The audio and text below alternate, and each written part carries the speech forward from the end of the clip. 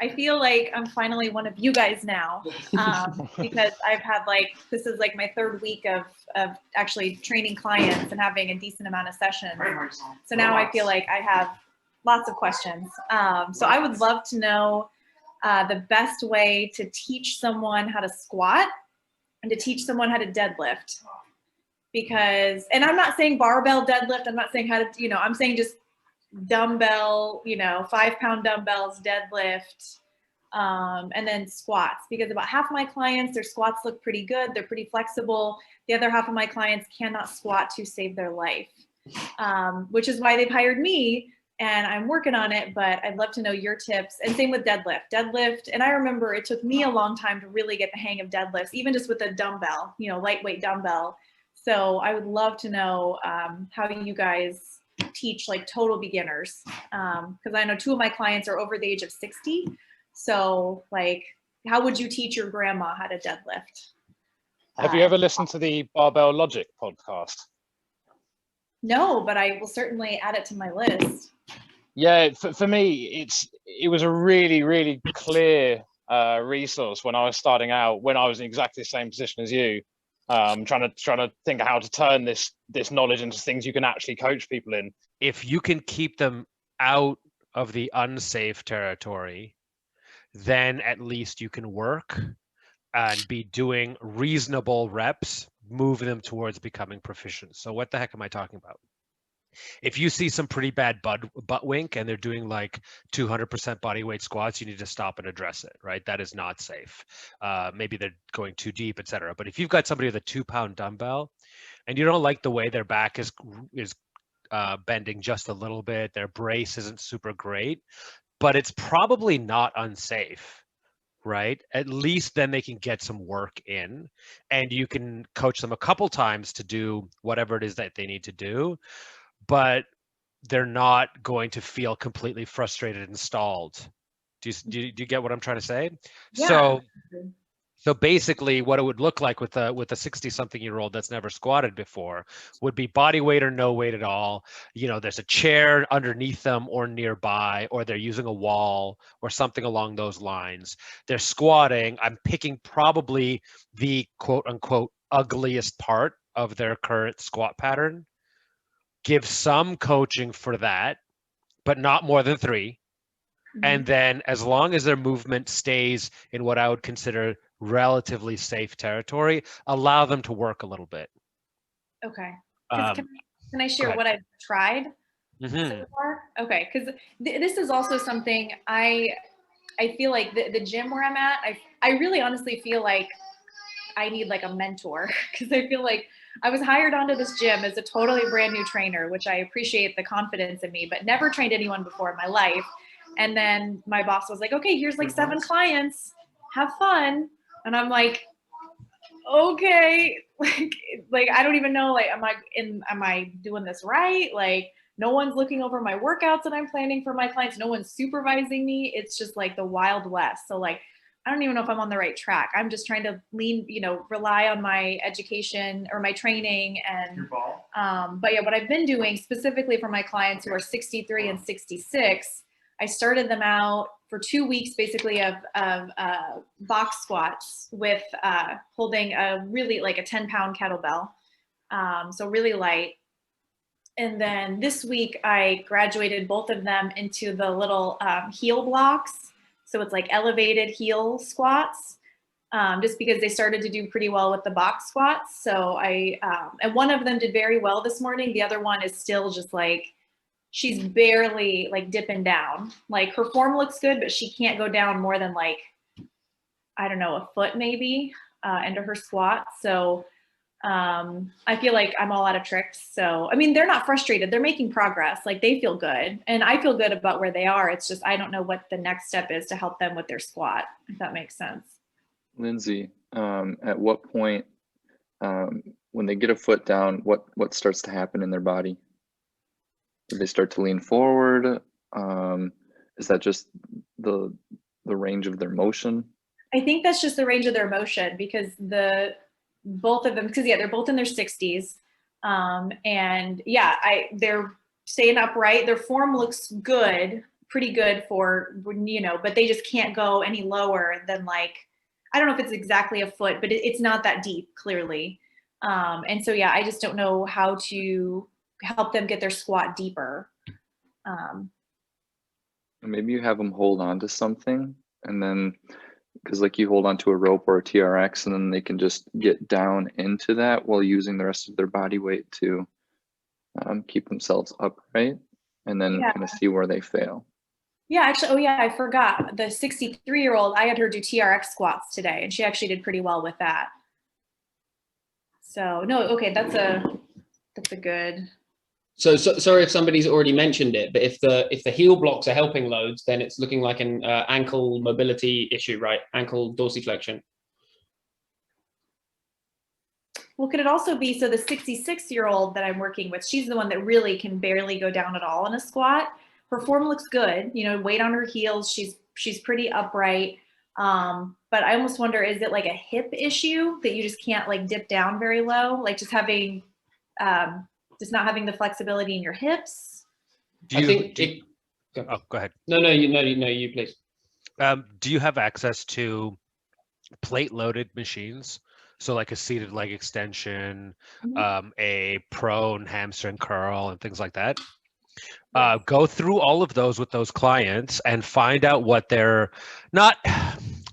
Well, I mean, it's touch and go, but let's say 8 rep max. I want you to see like literally how strong are all of the muscles, right? So if they have like an incline or an incline leg press machine, a seated leg extension, just make sure that the older clients, when they're doing the seated leg extension, that they never go to 90 or past 90. So like set them up and have the pad on their shin at like just above 90, so it's not as brutal, because this first little bit, that puts a lot of strain on the front of the knee. But basically, by going through all of the individual muscle groups via machines, you might find that something's actually just preposterously weak.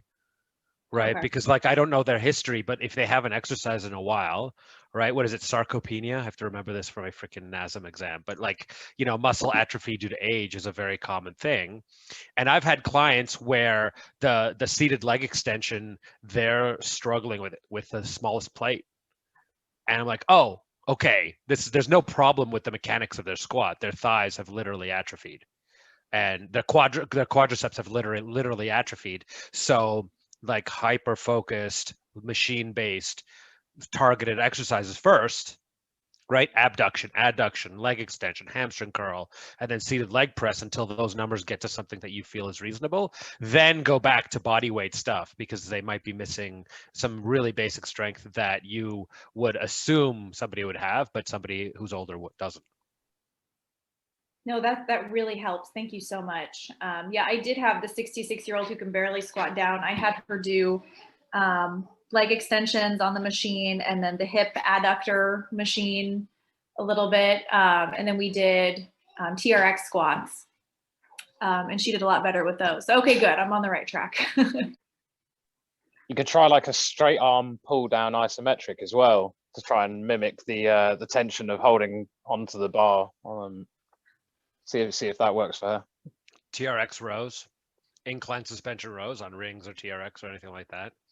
And then if they can, B stance, so like one foot isn't providing as much balance, so they need to stabilize with their core. Ton of fun things. What was that, Ollie? The isometric what? Oh, something like a straight arm pull down isometric. So getting a band, pulling it down, you know, big core engagement, lots of lats, and trying to hold it down there for, you know, however many seconds. No, this is awesome. Okay, so we talked about squats. So how would you guys teach your grandma how to deadlift? So I feel like that's my next biggest challenge. Because I've seen, there's another trainer in my gym who I saw her the other day working with someone. She's a power lifter, so she has like powerlifting clients, but somebody hired her, like she's a total beginner. And so this powerlifting trainer is working with her from like the ground up. And she was doing this thing where she hooked a resistance band or a band around the squat rack and then had the client step into it. So it was like a resistance band around the hips. And then she was teaching her the hip hinge with this resistance band, I guess. But yeah, like, do you guys know any tricks like that or tips? Well, I would definitely start with the hip hinge for sure, because I think once the hinge is down pretty well, I think the rest of it is easy. You know, it's just kind of a matter of getting that hit. Now, it depends too on what they're going to be lifting. So, you know, if they're going to be doing a deadlift with a barbell, definitely it's going to be a lot of hinge work going on. I mean, you can kind of get away with the smaller hinge if you're doing like a hex bar deadlift or something like that. So, but yeah, definitely for barbell. I'd be looking at hinge with like a neutral spine. That would be one of my like key things that I really want them to bring into almost like, well, a lot of the exercises. So that would be a key thing. I actually usually train like beginners on deadlift before squat, because I think, doing the hinge is just like a staple exercise for me as well. So I think it's much easier for me to teach the deadlift coming out of that hinge than it is the squat. And you can see people's position at the bottom of a Romanian deadlift, which essentially is a hip hinge. Just where you're holding the bar. So you can see where they're going to be, where their position's going to be when you look at that. And so you can start looking into, I mean, there'd be some people where you'd be like, right, well, we're not going to deadlift from the barbell position because it's just too low, especially at first. Yeah. So definitely for me, it would be, I'd love for somebody to one up this in the same way that you were saying, like with the band round. I'd love for somebody to up my game on this, but yeah, at the moment it'd be like a hip hinge, like learning the brace, learning the kind of neutral spine. And that's how I'd start. Yeah. My go-to for people that don't understand it, and this is just the way I explain it. So everybody's already covered the technical stuff, but get them to hold something that they could pretend is a tray of drinks. And then the movement you want to ask them to do is pretend to use your butt to open a screen door. You're going out to your guests in the backyard, right? You've got your tray of drinks. So you can't go like this, right? You got to stay up. But then can you open the screen door with your butt? Most people won't use their knees to do that motion, right? What they'll do is they'll send their butt backwards, which is what you want, right? To knock the screen door open. And this is for people. And so the reason I came up with that one over time was because for a lot of people, you tell them to hinge and they bend their knees, right? And it's very hard, especially nowadays. Knees or lumbar spine. Yeah, exactly. Knees or lumbar spine. It's very hard to train that now because where I'm at, touching people is like totally no-go, right? So I can't like put my fingers into their hips and have them hinge, and some people are not comfortable.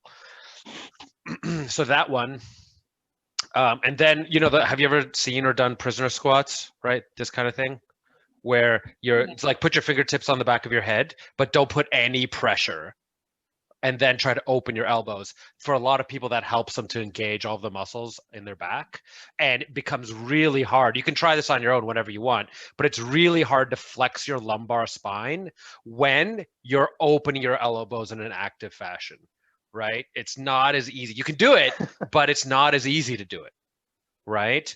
So when you're hip hinge, so they're opening the screen door with their butt and their elbows are back. And of course they can squat there. And that becomes the whole like hips versus knees thing. But that's how I like to start. No, this is all super helpful. But so I know a couple of my clients, even the younger ones, because my clients range in age from 30 to 66 right now is what I'm working with. And even my 30-year-old clients are the deadlift, even if I give them like 2 10-pound, like the 30-year-olds, I'll give them like 2 10-pound dumbbells because like they're strong, they can try to deadlift that. But a lot of them say that they feel it in their back, their lower back. And I know that if you're, especially like a Romanian deadlift or something with dumbbells, like you shouldn't feel it in your lower back. So I guess what's a good cue? So if they're saying like, I feel it in my back, you know, and we're just doing like kettlebell, you know, deadlift or something, like what's a good cue to get them to stop using their lower back? So Romanians, I would argue that you should feel it in your lower back, but for me, one of the keys is getting your upper back involved. like for me, upper back, like whenever there's been a sticking point in deadlift with me as well, and with clients. Not, I don't actually get them all to deadlift, but it's going to be an upper back thing, because the weight, you need to get the weight transferred all the way to the bar. And most people, they start hearing it's a lower body activity, or that it's a back activity, but they're not thinking about the upper back. And the upper back is needed. Like once the upper back starts caving in, there's problems down the chain. So I would suspect, based on your description, upper back could be a solution, or at least a focus. I totally agree that you should be feeling it in your lower back.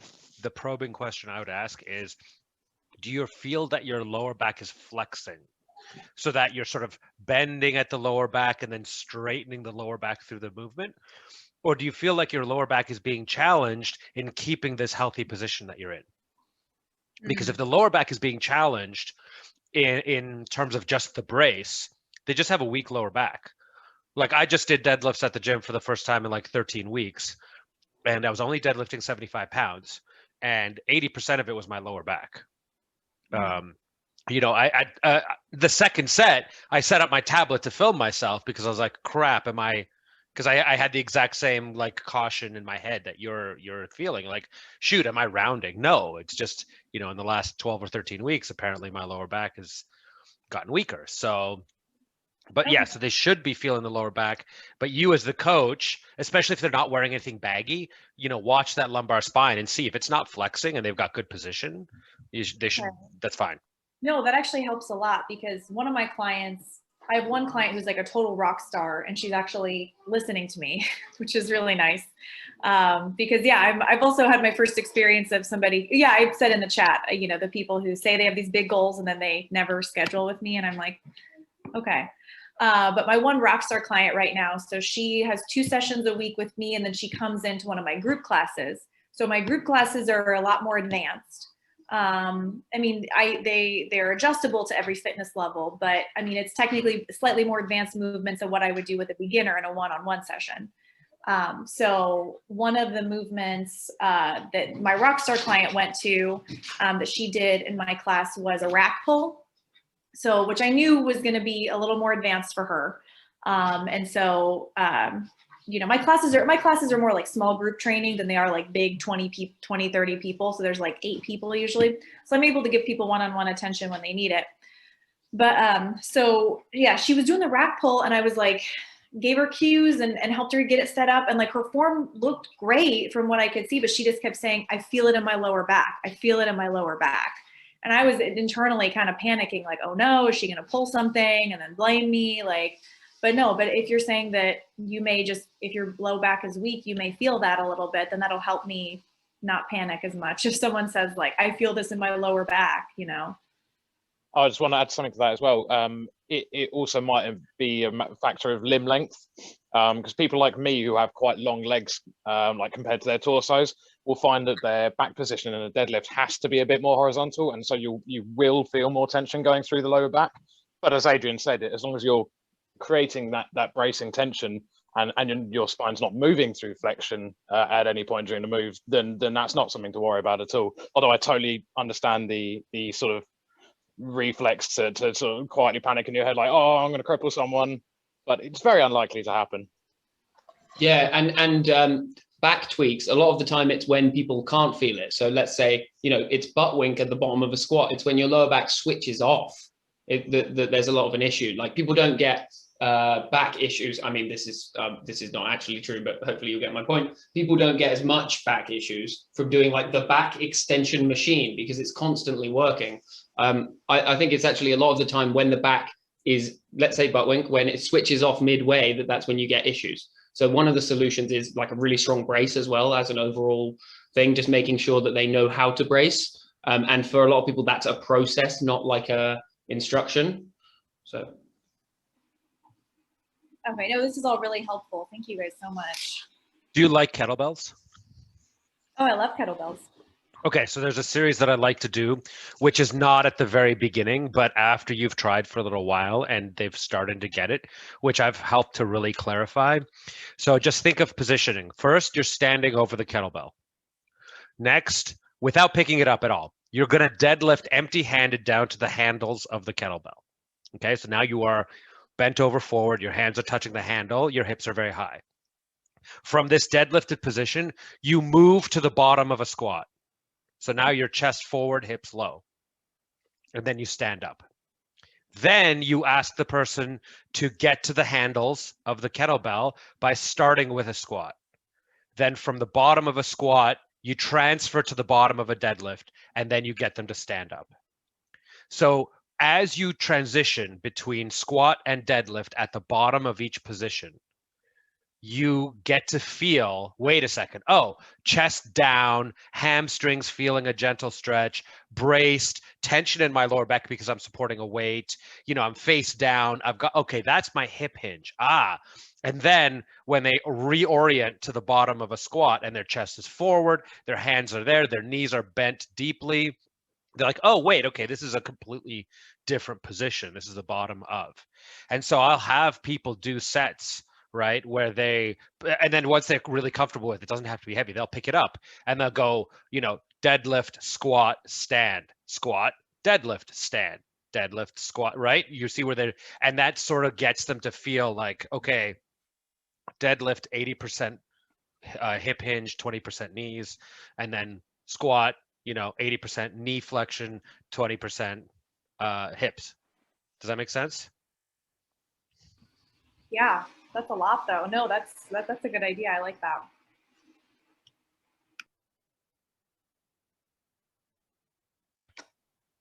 Lindsay, do you have any other questions? I feel like this has been super productive and interesting and valuable. Actually, yeah, and this might actually be something that Jake can help me with. So then my other client, so this is, I don't know whether just to refer this client out to physical therapy or if I can actually help him or not. So here's his issue. He claims, and he's never been in physical therapy before, but he claims that his right shoulder, if he moves it just the wrong way, it will pop out of its socket. And then he has to like, it doesn't kill him or anything, but it's very painful. He has to go to the ER. They have to pop it back in. Then he has to wear his arm in a sling for a couple days. He says it happens like every 2 or 3 years. He'll move it just the wrong way, pops out of its socket. It's a big dramatic thing. So he is incredibly protective of his upper body. So he came to me with just like overall strength goals.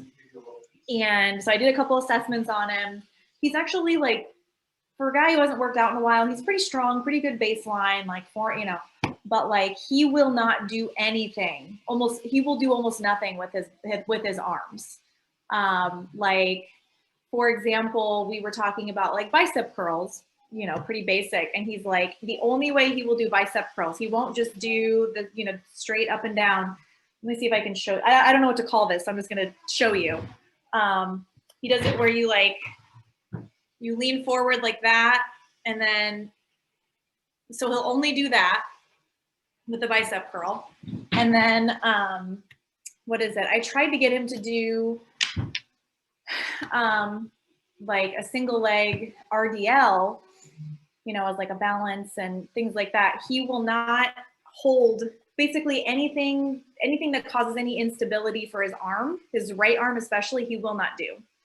So instead of holding the kettlebell out, you know, and then using it to balance, he held it up here and then did a one leg, you know, lean forward balance. So I'm like, he only showed up for one workout and I just focused on lower body just because like the upper body was just so complex. I was like, okay. But I know eventually we're gonna need to work upper body, and I'm just like for push-ups, he'll only do push-ups on an incline. He won't do anything tricep dips. He'll do nothing overhead. But yeah, I don't know, Jake, I don't know if you've heard of this or if you have any suggestions, but I kind of feel stumped with this one. Yeah. I've never worked with anybody who's had dislocation issues, but it's probably due to just the joint being not very strong, the rotator cuff, him doing too many things with the shoulder out rather than in. So there's just a greater chance of him putting in that position. So stuff like a row where you get a lot of people that that start with their shoulders forward and then row, having them keep it back, keeping like mid-low traps strong so that he can do a scapular retraction and depression just to hold the shoulders in that stable position. What do you guys think? Just a stability issue, weakness in the joint? I would be being really careful and making sure he's been cleared by like the relevant or maybe even well, let's say one relevant medical professional. I mean, this isn't necessarily what's best for them. I wouldn't be doing anything outside of things he's recommending. And yeah, I'd really make sure that he's been cleared by somebody for what he's doing and for like specific things. But yeah, sorry if that's not useful. I would focus on trust at the beginning and just do whatever they feel comfortable doing until they build a level of trust based on success from other things. Because I've definitely been myself in a position where I'm like, no, I can't hip hinge. I've got a bone spur in my hip. We just can't do this at all, period. Right. And then once you kind of calm down and realize that the person training you knows what they're doing, and you're like, okay, I'll try. Right. And very rarely is it that one rep sends you to the ER, especially if you're doing exactly what Jake is saying, right? Retraction and depression of the scapula. So like my volleyball athlete, I use the word athlete, former volleyball athlete, now in his mid 40s and just wants to keep playing rec volleyball without hurting himself. So that guy, who I love him as a client, he's awesome. He couldn't do an overhead press empty-handed, right? And at first we just learned depression and retraction, doing things like getting on the cable lat pull down machine and just depressing, then getting on the cable row machine and just retract until he could hold that position. And so now he's doing like, I think he's doing the single arm 16 kilo kettlebell single arm press overhead in a lunged position, right? Like it took, this is a year and a bit later, and I'm pretty sure quite a bit of it was mental, right? And then of course the slow progression. But I mean, we talked about this person before very briefly, and I think it's a trust thing first. No, I think you're right, because he also, so part of my consult is we do like a short demo workout, and it also gives me a chance. It's also like a sneaky way to do like a fitness assessment too, you know. So one of the things I had him do was step ups, and I just had like a 12-inch box, you know, pretty standard, and this guy happens to be a friend of mine too, which my new boss warned me not to train friends. So I'm kind of learning my lesson on that, because he actually was getting, so this client / friend was actually getting annoyed with me that I was having him do step ups, which a 12-inch step up on like a perfectly healthy, you know, person that's basically going up a step, right? People go up steps all the time. But he was getting like kind of mad at me because he's like, this box isn't stable. This could fall, and then I could fall, and then my shoulder's gonna pop out. And I'm like, he's like, I would feel so much better if this was bolted to the floor. And I'm like, and I tried to explain to him, I was like, okay, I hear you, but the instability, you know, any instability in the box is sort of part of the step up. You know, you want to step up in a secure and stable way, you know, and have your weight stable, you know, like that's kind of part of it, you know. And he's like, well, I don't like doing any of that because I could fall and hurt my shoulder, you know. And I'm just like, okay, like you don't want to do anything that could create any sort of instability. Like that's gonna be really difficult. But yeah, to go to your point. He sounds horrible. Yeah, no, but he did, Freddie. So I do, part of the consult is you do ask him like, have you been told by your doctor you can't do anything? He claims that no physician has ever told him that he can't do something. These are just things that he knows, okay, I've done something like this in the past and this has caused my shoulder to pop out, so I don't do that. Yeah. Or, you know, so you're right, it's more limited. Fair. And it's your friend as well, which is new information. So that's an interesting case. I would be, if they're the sort of person who likes to shift blame, that might go into my decisions on stuff, but I don't think it's useful. I think you guys know the direction that I've kind of gone with this, of just kind of be careful, be sensible. But yeah. Normally I would say try and, if there's certain things they can't do. Just try and find whatever they can do and just focus on that. It seems like you've gone down that route and butted up against a brick wall. So at that point, I mean, and there's no judgment in his decision on this, but he's got to be honest about what he hopes to get out of the process if he won't actually let you do anything. Yeah, that's why the first full session he did with me, like I just did lower body because I'm like, well, these should be safe. Like he shouldn't tell me he can't do like a glute kickback or a squat or whatever, you know, this should be safe. But during the demo workout in my console, yeah, he was basically telling me what he could do. And I was like, all right, that's fine. So yeah, so I guess if we work upper body, I'm just going to have to let him tell me like, well, what can you do? You know, because I feel like if I create an upper body workout for him, 3/4 of it, he's probably going to say he can't do, you know, because I'm just trying to think what's upper body that doesn't really have the shoulders move a lot. And I'm like, can't think of many things. Oh, and also he doesn't like barbells because he said that like barbell squats, he won't do anything. He won't touch a barbell because he feels like it's too unstable for his shoulder. So I'm just like, okay. So I think we're just limited to dumbbells. For everything that he does, make sure he has the shoulders locked in. Shoulders locked in. Everything.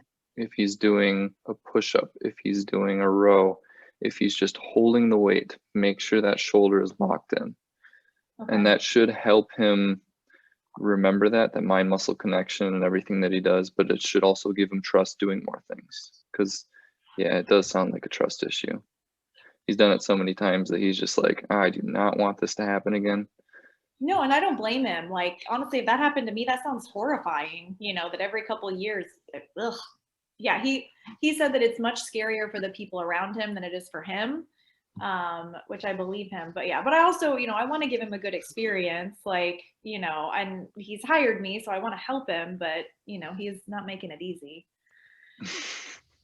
So speaking to you more as a trainer rather than talking about this client, for you and what I would do as well, and I've sort of organically done this several times with challenging clients, is I would create SMART goals for yourself with regards to this client and see if you can make progress. So for example, you know, there's all these different barriers to exercise, you know, say, okay, within 4 weeks, I'm going to see if he's willing to do, you know, a dumbbell or a barbell movement with the shoulders, right? So using the SMART goal setting framework for yourself with like a specific date in mind, et cetera, because, and sort of giving yourself an idea of like, okay, how long do I want to invest in this?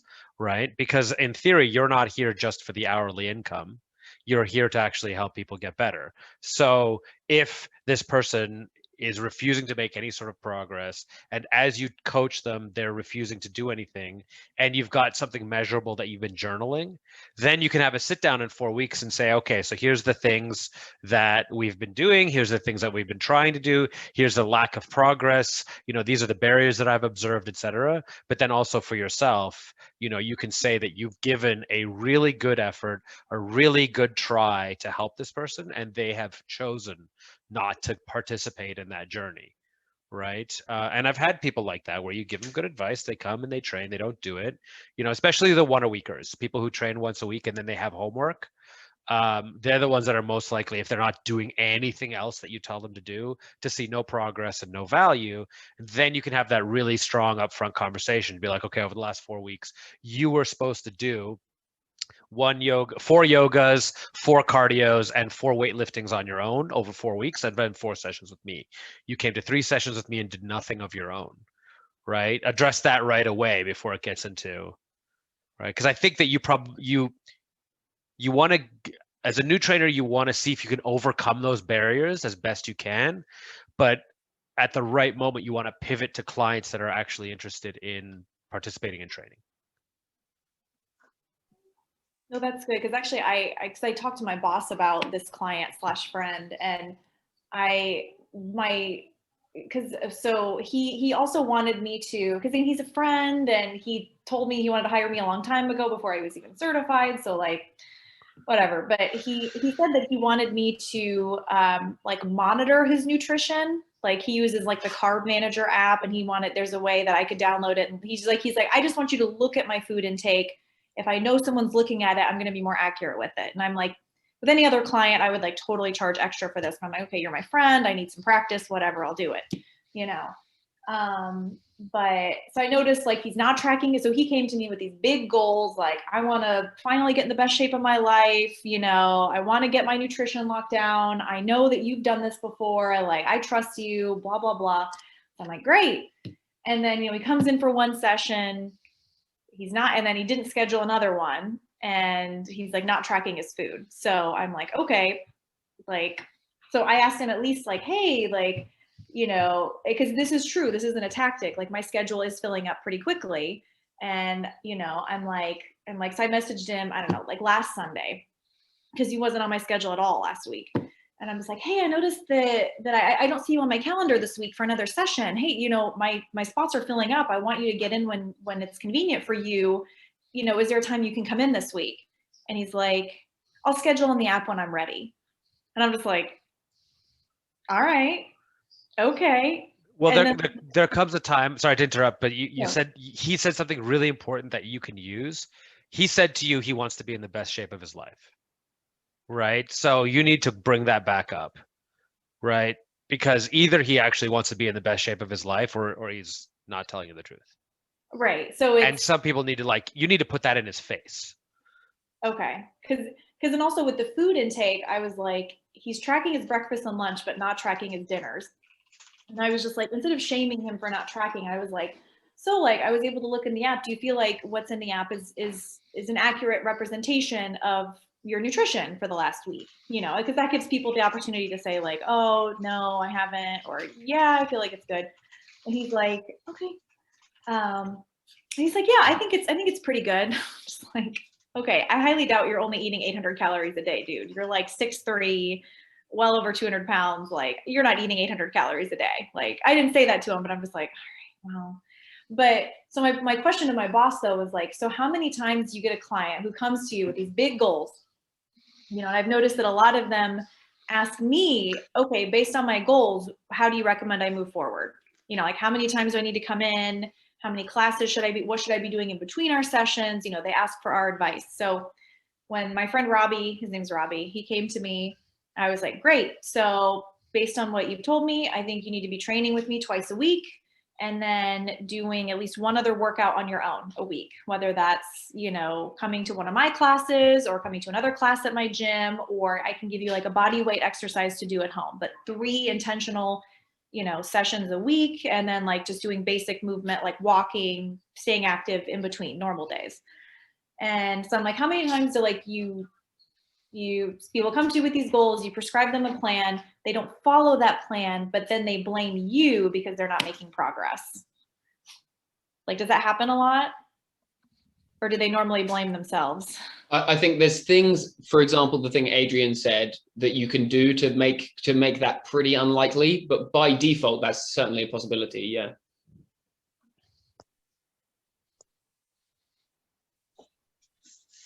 Okay, because yeah, my only concern, and yeah, like my boss Jessica at the gym was like, this is why I don't train friends. It's never worth it to train a friend. And she might be right. But like my friend Robbie is very well connected. And I'm like, oh, great. If he's a client and he's happy with his results and happy with my training, maybe he'll really spread the word about me, because he's really active in the community and things like that. So that's why I'm like, well, he's not doing what I've suggested that he do. Is he going to blame me and then spread bad news about me, basically, you know? But so yeah, I mean, changing is really hard. And I would try and make sure, and I've definitely been here, try and make sure that this isn't making you paranoid. Like, he has no reason to say anything bad about you at this point, by the sounds of it. So I wouldn't let that get in your head and let that affect your decision making. And I can't remember my first point. I was gonna, hopefully. I think maybe this is a good learning opportunity because you've got somebody with. So one of the first things that I will do if somebody has these really big goals is to get a week goal. What is a goal that we can accomplish this week? Because that gives you a really good opening for a conversation early on, right? So let's say you were saying that they were going to track their calories, they were going to do one workout on their own, they were going to go for one walk, they're going to train with you twice a week. For most people, that kind of a change, unless this is like an A-type person who is like, they are the like, they can make radical changes to their lives. For mostly, the hairs on the back of my neck are standing up, and that's way too many things. That's way too many things, right? So I'd be like, okay, train with me twice and go for a walk. And that's your goal. And we're going to check in on Saturday if you did those things, right? And if you did all of those things, then we can track calories, but only your breakfasts and only Monday to Friday. That's all you got to do.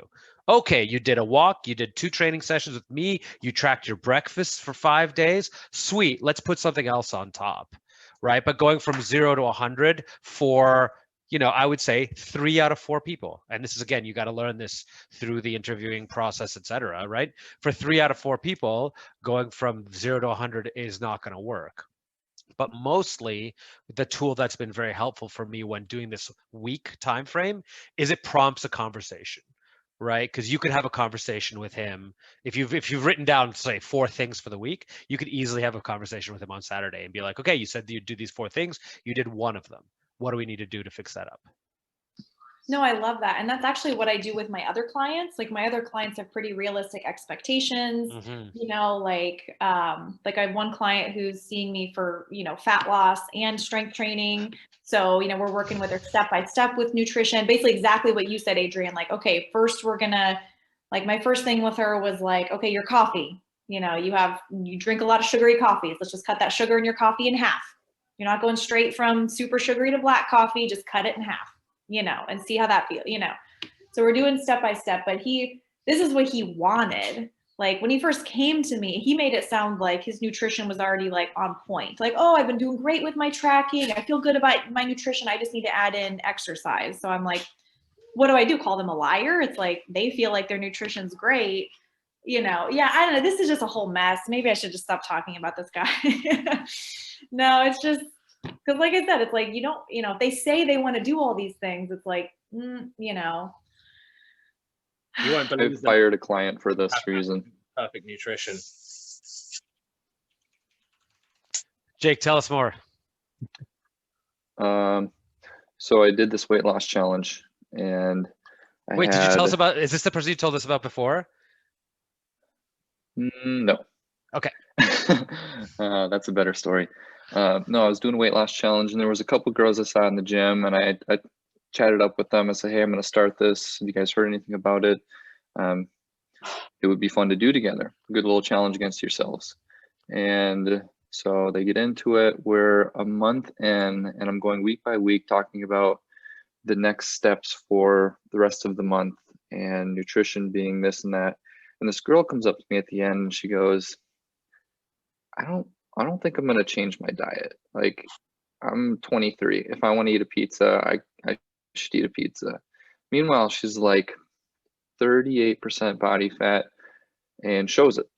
So there's definitely some things to lose. And if this is a body fat percentage loss competition, wouldn't that be the main goal? So I sent her, I shouldn't have done this, but I sent her like 8 studies on it.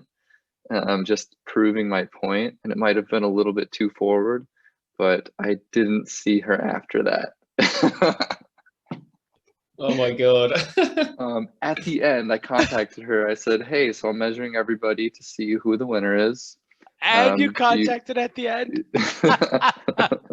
I mean, she paid me, so I was like, maybe she's just going to do her own thing. Jake, I need you to be my trainer. Oh my God. I'm rough sometimes. I need to learn the barrier between being emotional and not being emotional. Apparently I don't know that. Yeah, so what's your brand name? Because Tell You Like It Is or something along those lines should be your brand name. Like fitness with reality. Yeah. Fitness or die.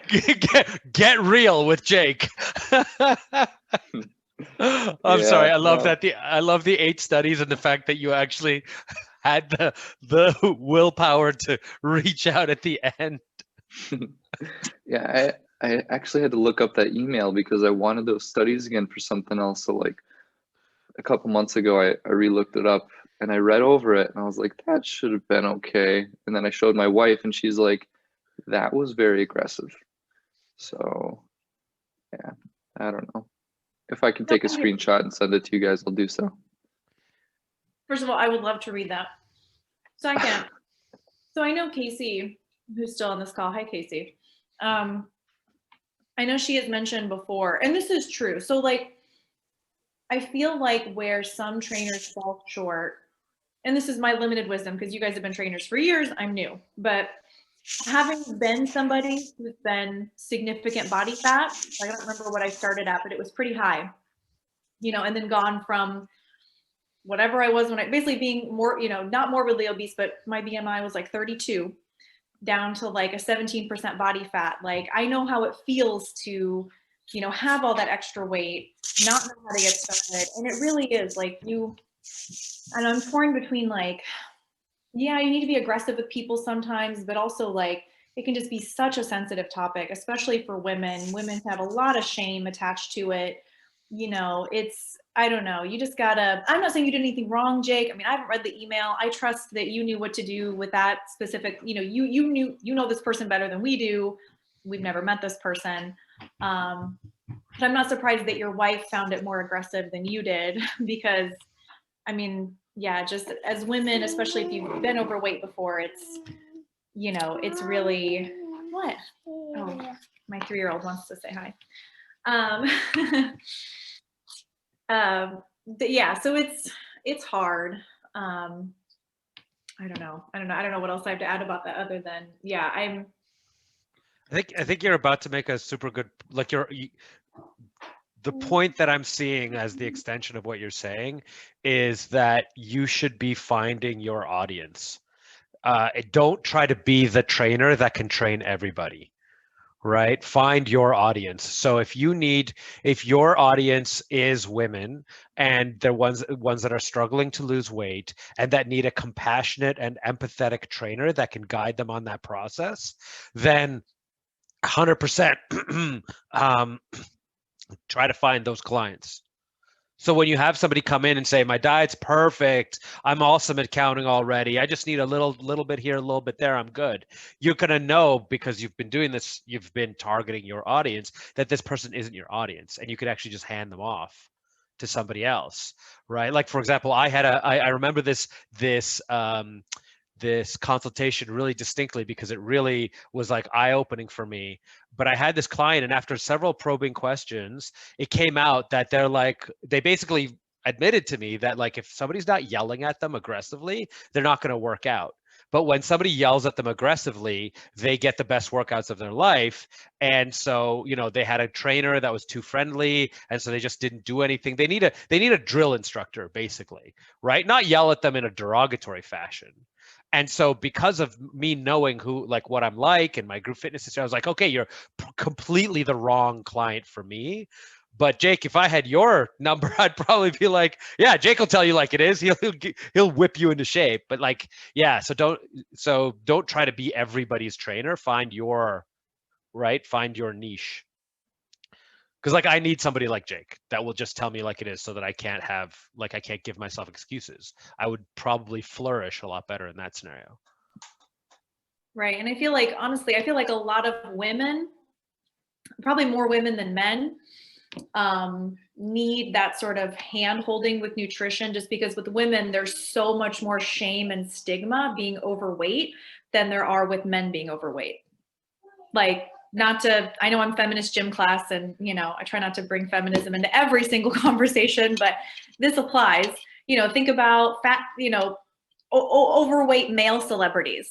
How many overweight male celebrities are out there that never get hassled? There's no magazine articles saying, you know, Jack Black is out of control and his weight, or who else is a little bit bigger? You know, James Gandolfini from The Sopranos. You know, that dude's pretty big and he's like constantly sweating. Have you guys seen The Sopranos? Like, it's stressful, like watching him. He's pouring orange juice in the morning and he's sweating. I'm just like, oh my God, dude, like, ugh. But anyway, the media doesn't talk about it when you have an overweight celebrity, a male celebrity. But Look at Lizzo, you know, she, you know, people are always talking about her weight. Look at Melissa McCarthy or any sort of actresses that aren't that standard, you know, supermodel figure. I mean, it's nothing but that their weight is the focal point of what the media talks about. So I feel like with women clients and nutrition, like most of them need that, like they basically need a lot of emotional support with that and that hand holding and that,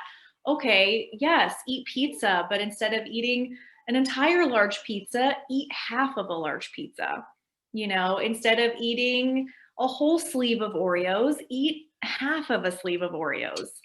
You know, like I'm practicing some new like health coaching right now. And I have a friend who's a client and I'm not charging her because this is just practice. And also because this friend is she's a foster parent. So she volunteers a lot of her time. She does amazing stuff for the community and for children. Like it makes me happy to help her for free. And it helps me get some practice too. Like she has a lot of shame about being overweight right now, a lot of shame around her eating. So we're doing basically exactly what you said, Adrian, which is, okay, what are small things that we can do right now? You don't have to stop eating cookies. Let's just eat one less cookie this week. You know, let's, you know, like she likes Coke, not Coke, Kate, like Coca-Cola. Sorry, she likes Coca-Cola. No, she's a foster parent. She can't. That would make things quite easy, probably. Yeah, probably. Weight loss, here I come. Yeah, like I told her, because she's like, oh, I have like 4 cans of Coke a week, you know, and I'm like, okay, that's probably not what's, you know, like, yeah, maybe let's try to replace that with sparkling water, but I'm honestly not worried about 4 cans of Coke a week. I'm guessing that your issues are probably, you know, and so we're peeling back the layers, you know, and getting her to recognize, you know, like in making like little small changes. Because one fact that I love to throw around that really puts it into perspective for people is that, you know, if you eat 100 calories, what is that, 100 calories more than your per day than your, you know, resting metabolic rate, basically, or like 100 extra calories more than what you eat, you'll gain 10 pounds a year. You know, an extra 300 calories over what you burn, you'll gain 30 pounds a year. This is how most people slowly gain weight over the years. That's how the weight adds up. But I'm like, so that may seem depressing, but what that means is, you know, if we cut 100 calories a day out of your diet, just 100 calories, you'll lose 10 pounds in a year. So I'm like, that's butter on your toast. That's mayonnaise on your sandwich. You know, you don't have to completely stop everything that you're eating right now. You know, if we can cut 300 calories a day, so 100 calories per meal, you'll lose 30 pounds in a year, hypothetically, you know, if you just eat exactly what you're eating right now. So yeah, so Jake, your client who's like, I'm 23, I don't want to stop eating pizza. I'd be like, I don't want to stop eating pizza either. You know, pizza's good, but it's like, but it's reining it back and saying, okay, how can we feel satisfied after 2 pieces of pizza than the whole pizza, you know, which is easier said than done. But no, I still don't think you did anything wrong. I'm not criticizing you at all, Jake. It wasn't a big loss.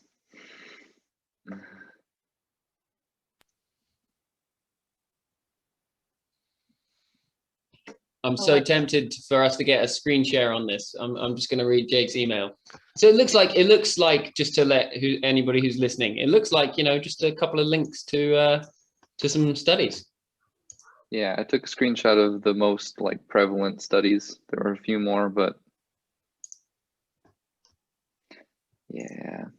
yeah, I think you've got to be honest about that. I mean, some people just are in true denial about the whole calories in, calories out thing, and they think that, you know, Arnold Schwarzenegger told them that you need to just push through that extra like 20% of the workout to get 80% of your results, and they think that that's anything to do with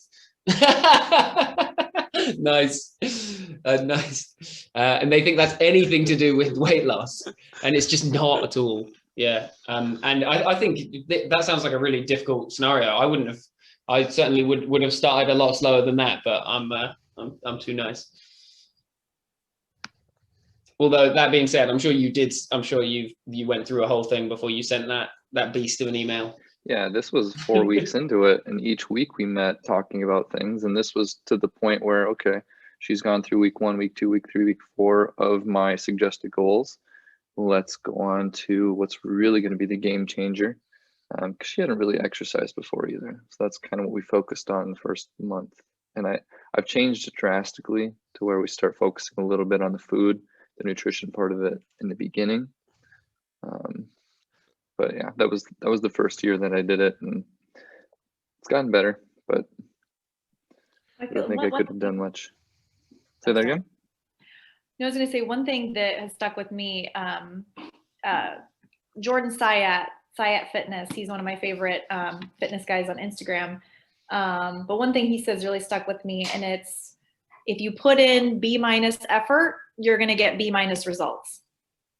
You know, so that's also one thing I like to tell people when I ask them about their level of commitment to exercise and nutrition and things like that. It's like, listen, this is your life. This is your workout. You can eat what you want. Like, there's no judgment. There's no shame. Like, that's fine, you know, but if you have goals and you only put in 20% effort, you're going to see 20% results.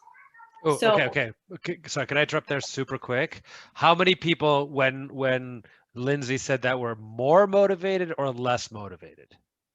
I also follow Syatt, and some of his stuff is like, yes, and some of his stuff makes me want to quit, you know?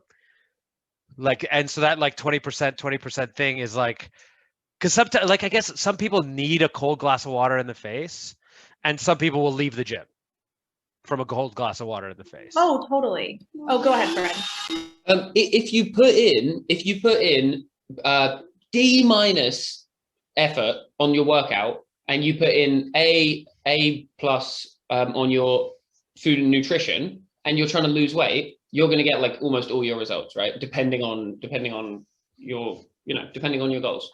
So I don't know if I agree with that, but I guess he would counter that by saying, well, no, I'm talking about the whole package.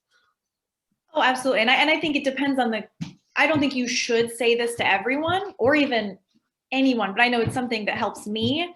Like, if I'm not happy with my progress in the gym, I have the wherewithal to sort of reflect and be like, okay, how much effort am I actually putting in? Oh yeah, I've put like a C+ effort in this week. Well, of course I have C+ results this week. Like, I know, what's it called? It's an intrinsic view of control, or what is it? Like, you believe that, like,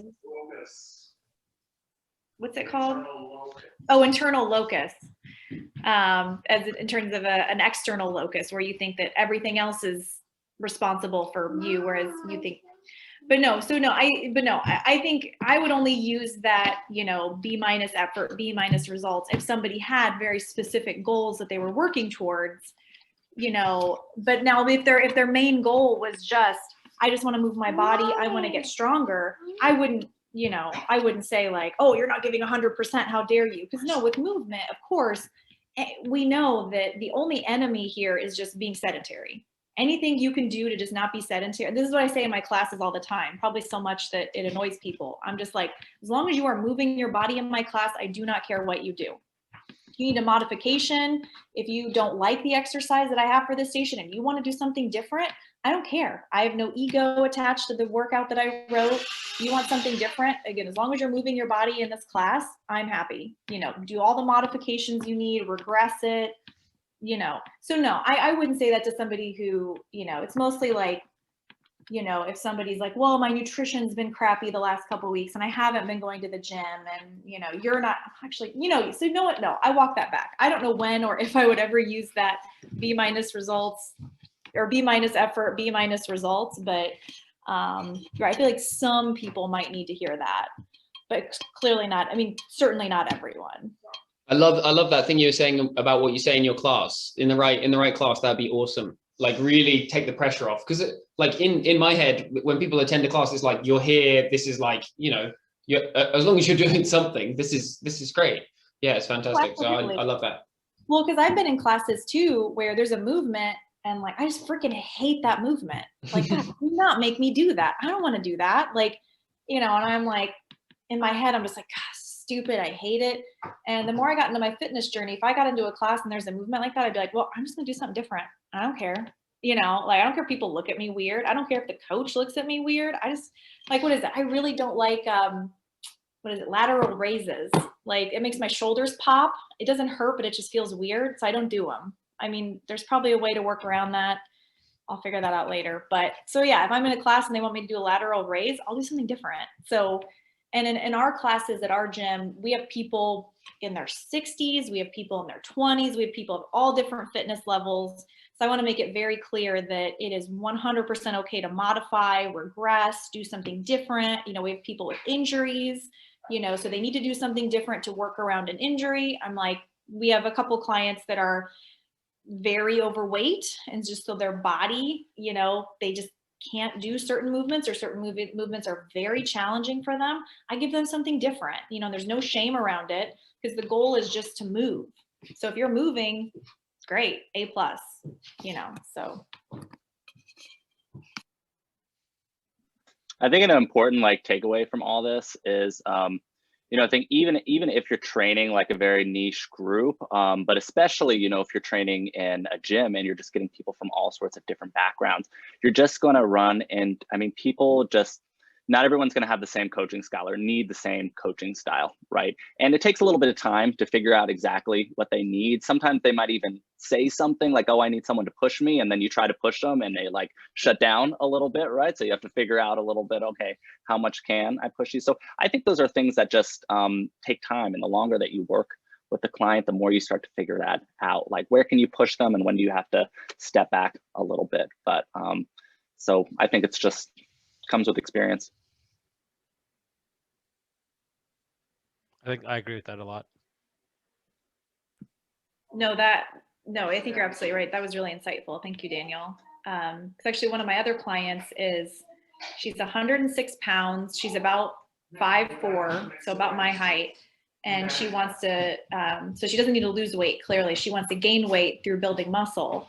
And, you know, she's only ever done yoga and cardio before. So I'm like, okay, let's start really easy, super simple, you know, just get her through the basic movements. You know, the squat rack is very scary to her because she's so small, you know, so we're not even to the squat rack yet.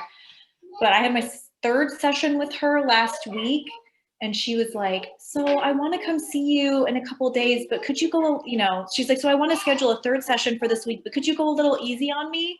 And I was like, in my head, I'm like, oh, I'm already going so easy. I don't know how, you know, I don't really know what else I can do. Like, because I don't want to like go so easy that, you know, we're not really doing anything, you know, but so no, I'm learning. Like some people, exactly. It's a great example. Yeah.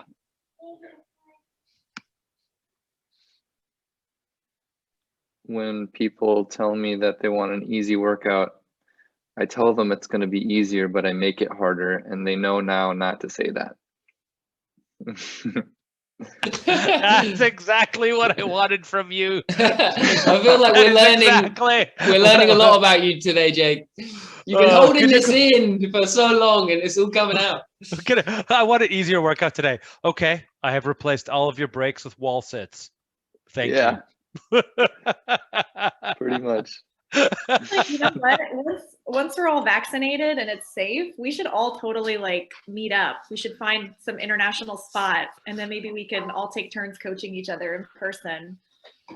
That's the dream. It's going to be quite a thing to organize and pay for. But if I'm vaccinated and it's safe and we're traveling somewhere, I'm going to be eating nachos. I'm not going to be working out. FYI. Jake might have something to say. Jake will give me the truth. Tell me what it is. Sure, you can have nachos and do all sits. Yeah, you hold taking your plate every chair. Your leg while you do all sits. Taking every chair out of the place. Can't sit. Does anybody have any like business stuff? Just like has anybody run into any like interesting things because of the pandemic or just business related things, or insights in that regard this week or recently? Does that include like marketing, financial, like the whole spectrum? Yeah, just like interesting things, just sort of, you know, what's been going on in terms of business nowadays. I can share. I'm getting a ton of questions. I'm sorry for the Canadian on the call and the, you know, the Brits on the call, but I know vaccination is rolling out a lot faster in the US. So I'm not trying to brag, but I know I've been getting a lot of questions about exercising and timing of your vaccines. I don't know if you guys are hearing that, you know, how long after my vaccine should I wait to work out? You know, if I'm getting vaccinated, should I cancel my session with you later that day? Should I, you know, have you guys heard anything like that or been getting questions like that? I've had 3 of my clients so far who've had the vaccine, and they all preemptively cancelled their sessions for that day, which in hindsight was a great idea because they all had reactions to it.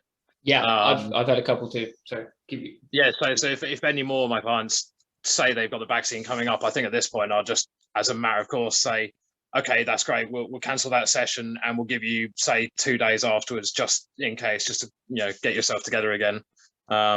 Just, yeah, leave it up to them until they feel well enough to come back, if, you know, if they have a reaction. My ones have both been fine the day after, but it was on the day, just the day, which I found quite strange. I don't know if it's psychosomatic or maybe that makes perfect scientific sense. I'm not sure. Don't plan an upper body workout, that's for sure. Because I got my first dose on Tuesday, and like my arm hurt so badly it actually woke me up in the middle of the night. It was much more sore than I thought it was going to be. It like really hurt. Where was it? Like in the shoulder? Yeah, it was right here. Like just either like lifting up my arm like this. Like I don't feel it anymore today, but even yesterday, like I still felt it a bit. Jeez, not looking forward to that. So I definitely could not have done an upper body workout the next day for sure. I'm getting my second dose on Tuesday, and I have, so you don't really get a choice in your vaccine appointments. You just go when they tell you to go. So I have clients later that night, and then I have to teach a class the next, like exactly 24 hours later. And usually 24 hours is when it really hits you. So I have a feeling I'm going to be teaching class like with a fever and being like, okay, guys, just keep going, keep pushing. And I'm going to be over there dying. Like, yeah, I mean, worst case scenario, somebody could probably cover or something, right? Well, actually, that's a sore point. The gym owner where I work is very against the COVID vaccine. So I am expecting no sympathy from her whatsoever. I'm sure she's probably going to say, well, you should have scheduled around it. It's like, I can't, you go when they tell you to. So, and also I don't want to die from COVID. So she's in the camp of, you know, the vaccine is bad and COVID's fine. It's not that big of a deal. And I'm just like, oh, okay. Sorry if anybody here feels that way. That's fine. You're allowed to feel that way. But anyway, but yeah, so no, I've been getting a lot of questions about vaccines. Yeah, but are you guys seeing now that people are getting vaccinated and things are opening back up again? Well, I know Ollie already said you have sort of a new rush of clients. Is anybody seeing like uptake and interest now that we're a year into the pandemic?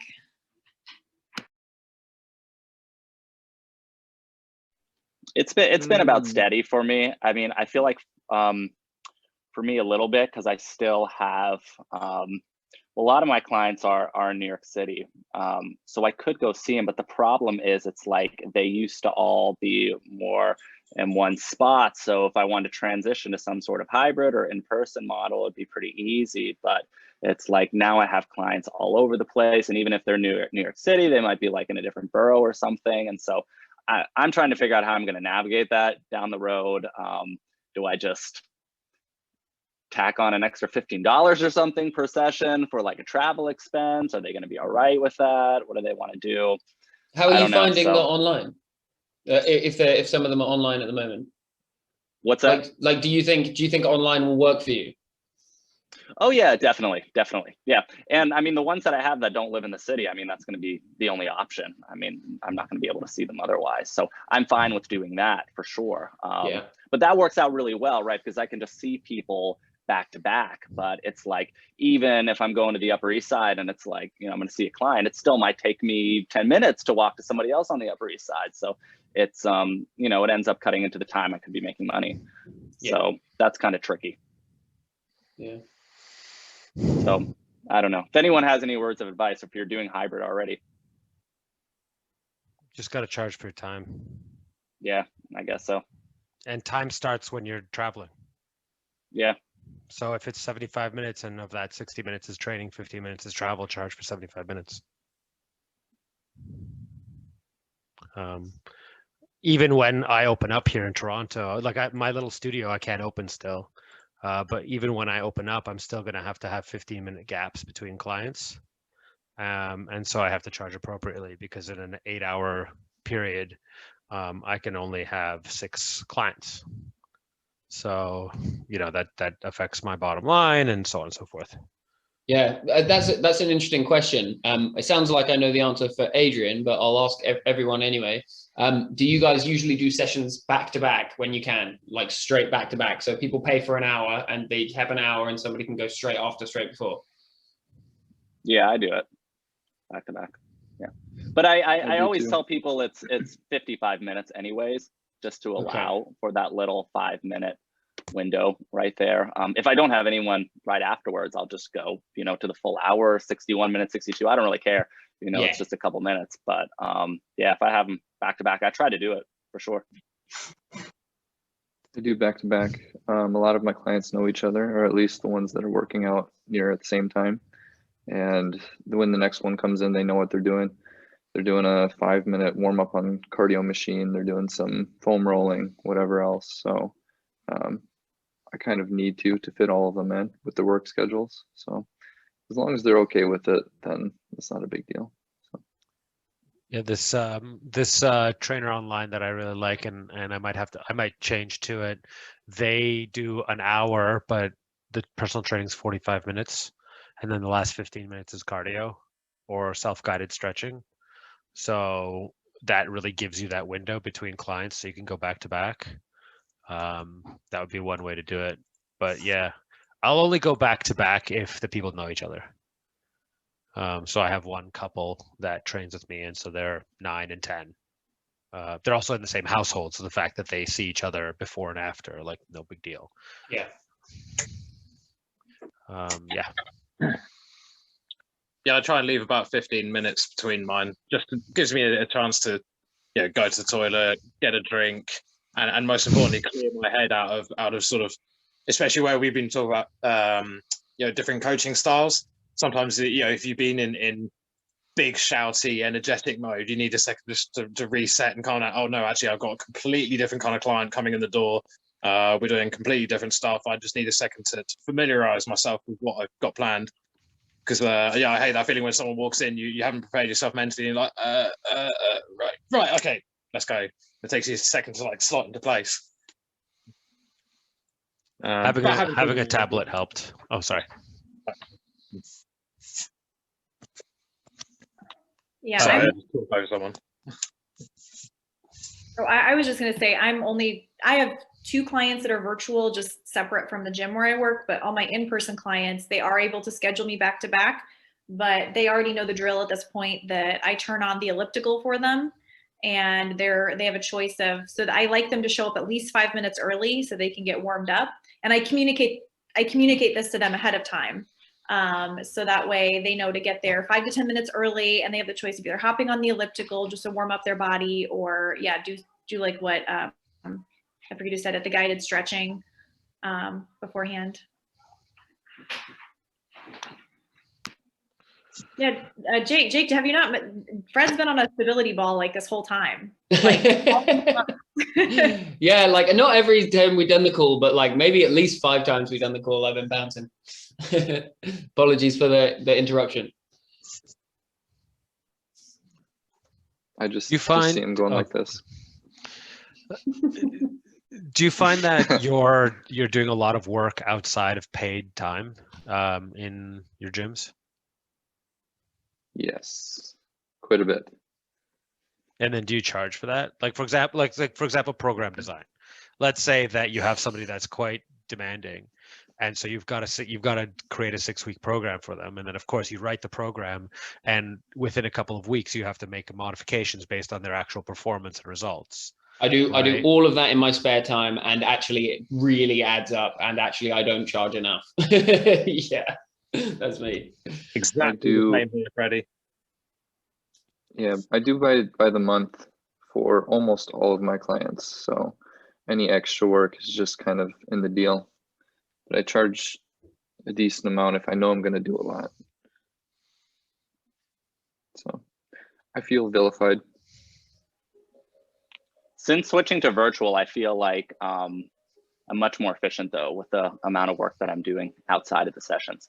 Because with in person, I felt a lot of times I had to do the work after the session or something like that. But if I'm already on a computer, I can already, during the workout, make edits to their program. And it's better that way too, because it's in the moment. I don't have to think back like, oh shoot, what was going on during that session again if I forgot something. So it's definitely saved me a lot of time. But I'm still putting in work outside of the sessions for sure. I think it's just part of it. That's where I was trying to say earlier that I've integrated a tablet so I can do notes at the same time. It's actually worked really nice. Yeah. And then when I bill, I take that into account, right? Like people, let's say you charge $55 for the hour. People don't understand that you're actually charging $55 for closer to like 70 or 80 minutes. Right. And then if you travel, then you might even be charging $55 for 90 minutes, right? Yeah. Of work, and they don't really, and the breakdown of it. And then if you're paying to rent gym space, et cetera. Oh, look at that, Jake. He's got the stability ball. Yeah. So then all of a sudden, like $55 suddenly turns into making $25 an hour. Right. And folks, like, if you have to educate people a little bit when they push back, or if they think that it's like, what, that's a lot, just how much goes into it. Especially the stuff like program design. Like the stuff like travel is just so annoying, isn't it? Because it's like a sunk cost for everybody. But yeah, I mean, mention all of them. But stuff like program design, it's like, yeah, unless you literally want the exact same program as everybody, I could do a stock template for everybody. But otherwise, it is going to eat into my time. Yeah. How do you guys feel about stock templates? I work off them. It's a good starting point, usually. Okay. I don't like them. I don't like them either. I'm with you on that one. I think it depends on the client. Oh, sorry, Freddie. No, what I was going to say, don't you end up basically using a stock template anyway, but just the ones that are in your brain? Like, do you know what I mean? Push, pull, legs. There's my stock template. Okay. Yeah, it's very similar. So I used to think that, or the way I thought about it is like, no, it's a unique thing for everyone, but everyone has to squat, everyone has to hinge, everyone has to carry, right? Core stability, push, pull, right? And so in a sense, there is sort of this basic stock template, but then sometimes people will go off of it like very quickly. Like I had a client who wanted me to prep them for surfing camp. So they're going to go to like a 4 or 6 week surfing camp. And so, like for them, they were doing like modified burpees on a, what do you call it? The stepper, right? So they had to not fall off the stepper and like fun things like that. And like surfer squats and all this fun, different things. So they're a little bit different. Oh, actually I have a client that's about to go, they're about to go to Miami for their birthday. And all they wanted was a bigger butt. That's what they wanted. And we had 6 weeks. So basically I spent every session doing core and glutes, core and glutes, core and glutes.